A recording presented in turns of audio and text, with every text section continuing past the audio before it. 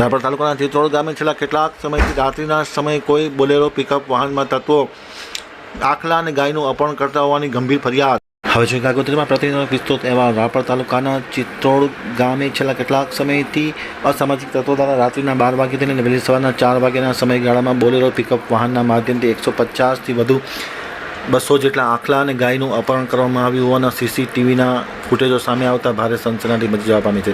4 થી 5 શખ્સો આ હિન કૃત્ય કરતા હોવાનું સ્પષ્ટપણે નજર પડે છે। ત્યારે ખાસ કરીને ગામના લોકોની એક બેઠક યોજવામાં આવી। બેઠકમાં નિર્ણય કરવામાં આવ્યો હતો કે ગાગોદર પીએસઆઈને એક આવેદનપત્ર પાઠવી તાત્કાલિક અસરથી આ બાબતે યોગ્ય કરે તેવી માગણી કરવામાં આવી છે। સીસીટીવીના ફૂટેજો રજૂ કરવામાં આવ્યો છે, કોલ રેકોર્ડિંગ પણ કરવામાં આવ્યો છે।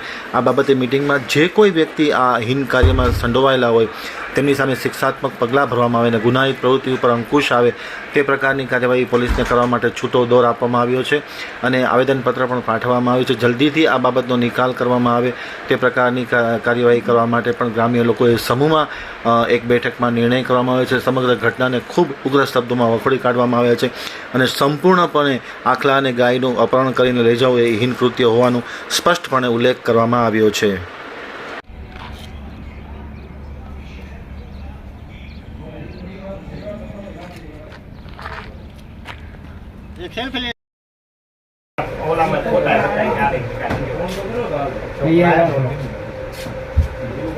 કાકડી